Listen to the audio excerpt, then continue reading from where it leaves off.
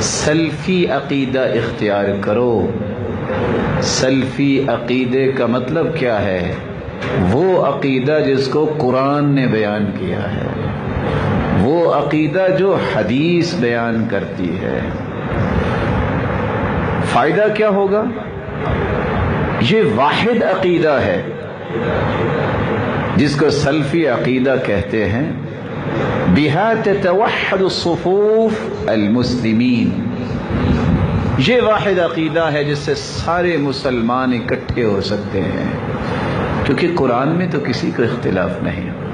اختلاف ہو سکتا ہے میری بات میں، آپ کی بات میں، فلاں کی بات میں، لیکن جو اللہ نے فرما دیا، جو اس کے رسول نے کہہ دیا، اس سے بڑا سچ تو دنیا میں کوئی نہیں۔ جو قرآن و حدیث عقیدہ بیان کرے گا اس کو سلفی عقیدہ کہتے ہیں، اور یہی وہ ایک عقیدہ ہے جس پہ پوری دنیا اکٹھی ہو سکتی ہے، اختلاف ختم ہو سکتا ہے۔ اور اگر اس کو اختیار نہ کیا جائے تو پھر ہر بندے کی اپنی رائے ہے، ہر بندے کی اپنی سوچ ہے۔ ایک کہتا میرے بڑے نے اس طرح کہا، دوسرا کہتا ہے تیرا بڑا ہے تو میرا بھی تو بڑا ہے، اس نے اس طرح کہا، تیسرا کہتا ہے تم دونوں سے میرا بڑا ہے۔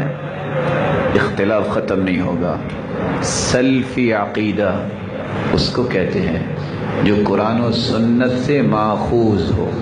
دوسرا اس کا فائدہ یہ ہے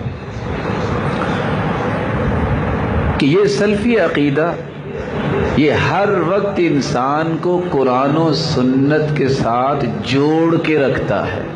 ترتبط المسلم بالکتاب والسنہ والجیل الاول من الصحابہ۔ کیوں قرآن و سنت سے سلفی عقیدہ جوڑ کے رکھتا ہے؟ کیونکہ وہ مانتا ہی قرآن و سنت کو ہے۔ اس نے دیکھنا ہے قرآن کیا کہتا ہے، پڑھنا پڑے گا، قرآن سمجھنا پڑے گا۔ اس نے دیکھنا ہے حدیث کیا کہتی ہے، حدیث پڑھتا ہے، حدیث کو سمجھتا ہے، وہ تیسری بات کی طرف جاتا ہی نہیں ہے۔ جو سلفی عقیدے کو اختیار نہیں کرتا، اس لیے وہ کسی کا کڑا پہنے بیٹھا ہے، کوئی کسی کا چھلا پہن کے پھر رہا ہے، کوئی کسی کا تعویذ پہن کے پھر رہا ہے، کوئی کسی رنگ کی ٹوپی اپنے سر پہ لے کے پھرتا ہے، میں فلاں کا بیعت ہوں، میں فلاں کا بیعت ہوں، میں نے فلاں کے ہاتھ پہ ہاتھ رکھ دیا۔ سچا مسلمان کہتا ہے میں نے قرآن اور حدیث جس کو اللہ کے رسول دنیا کو دے کے گئے ہیں، میں اس کو اپنا عقیدہ بناتا ہوں۔ اس لیے قرآن و حدیث کے ساتھ جڑے رہنے کا ایک ہی طریقہ اور عقیدہ ہے، وہ سلفی عقیدہ ہے۔ تیسرا اس کا فائدہ یہ ہے انہا ترتبط بالسلف۔ انسان جب سلفی عقیدہ اختیار کرتا ہے، من الصحابہ ومن تبعہم، ہمیشہ اس کے سامنے صحابہ کی زندگیاں رہتی ہیں، کیونکہ سب سے پہلے قرآن سنا صحابہ نے، سب سے پہلے قرآن پہ عمل کیا صحابہ نے، سب سے پہلے حدیث کانوں سے سنی صحابہ نے، اور سب سے پہلے عمل کر کے دکھایا صحابہ نے۔ تو صحابہ کے ساتھ وابستگی اس شخص کی رہتی ہے جس کا عقیدہ وہ ہوتا ہے جو قرآن و حدیث نے بیان کیا، جس کو سلفی عقیدہ کہتے ہیں۔ بقیہ جتنے عقائد ہیں، کوئی کہتا ہے میں فلاں ایک شہر ہے اس کی طرف اپنی نسبت کرتا ہوں، دوسرا کہتا ہے تمہارا اگر شہر ہے تو میرا بھی انڈیا میں ایک شہر ہے، میں اپنی نسبت اس کی طرف کرتا ہوں، تیسرا کہتا ہے میں بھی کسی کے پاس جا کے دم کروایا کرتا تھا، اب تو وہ فوت ہو گئے، میری نسبت اس کی طرف ہے۔ اختلاف ختم نہیں ہوتا۔ صحابہ کرام کی ذات جس کو اللہ نے رضی اللہ عنہم ورضوا عنہ کہہ کے یہ فرما دیا، ساری دنیا میں اگر میں کسی سے راضی ہو گیا ہوں اور وہ مجھ سے راضی ہوئے ہیں تو میرے پیغمبر کے صحابہ اور ساتھی ہیں۔ چوتھا اس عقیدے کا فائدہ یہ ہے تمیزها بالوضوح، اس عقیدے سے واضح عقیدہ کوئی نہیں ہے۔ کیوں واضح عقیدہ کیوں نہیں ہے؟ کیونکہ اس کے دلائل قرآن میں موجود ہیں، اس کے دلائل حدیث میں موجود ہے، اور پوری دنیا میں قرآن چھپا ہوا ہے۔ پوری دنیا میں حدیث کی کتابیں موجود ہیں، لیکن جس کا قرآن و سنت کا عقیدہ نہ ہو وہ تعویل کرتا ہے۔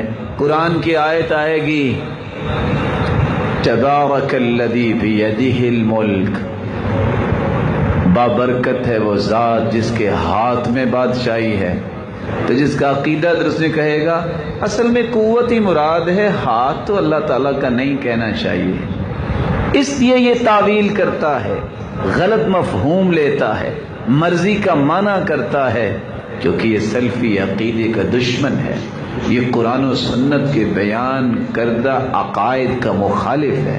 اس کو قرآن و سنت سے اتنی محبت نہیں جتنی اپنے وڈیرے سے محبت ہے، جتنی اپنے چاہنے والے سے محبت ہے۔ جو قرآن و سنت سے محبت نہیں کرتا وہ ساری زندگی مفہوم بدلنے پہ لگا دیتا ہے۔ ہندوستان پاکستان کا ایک بہت بڑا محدث، جس کو لوگ محدث کہتے ہیں، ایک دن سحری کے وقت رو رہا تھا۔ شاگرد کہنے لگا استاد محترم کیوں رو رہے ہو؟ کہا ساری زندگی گزار دی فقہ حنفی کی تائید کرتے کرتے اور حدیثوں کو تروڑتے مروڑتے گزار دیے۔ کہا آپ تو محدث ہیں، آپ کا یہ حال ہے تو ہمارا کیا بنے گا؟ جب انسان کا عقیدہ اور منہج درست نہیں ہوتا پھر وہ آیت کا معنی بھی مرضی کا کرتا ہے، حدیث کا معنی بھی اپنی مرضی کا کرتا ہے۔ عقیدہ اور منہج صحیح ہوتا ہے تو وہ کہتا ہے معنی وہی ہوگا جو اللہ کے رسول نے کیا، معنی صحیح وہی ہے جو صحابہ نے کیا، اس کے سوا کوئی معنی صحیح نہیں ہو سکتا۔ پانچواں اس عقیدے کا فائدہ یہ ہے تعطی صاحبہ الرضا والاطمئنان لقدر اللہ وتقدیر عظم اللہ سبحانہ وتعالی۔ اس عقیدے پہ جب انسان آتا ہے تو پھر دل میں سکون آتا ہے، پھر دل میں اطمینان آتا ہے، پھر انسان اللہ پہ راضی ہوتا ہے۔ سبب کیا ہے؟ قرآن ہے اور حدیث ہے۔ سکون اور اطمینان اللہ نے رکھا ہی قرآن حدیث میں ہے۔ اس کے مقابلے میں جو اس عقیدے کو اختیار نہیں کرتا، ایک قبر پہ اس کو شفا نہ ملے دوسری قبر پہ، اس پہ شفا نہ پہ کسی اور سے تعویذ لیتا ہے، اس سے نہ ملے کسی اور کے سامنے سجدہ ہوتا ہے۔ قلق، اضطراب، پریشانی، دھکے اس کے ختم نہیں ہوتے۔ زندگی کو سکون اور اطمینان ملتا ہے اس عقیدے سے ملتا ہے جو عقیدہ قرآن و سنت سے ثابت ہے، جس کو سلفی عقیدہ کہا جاتا ہے۔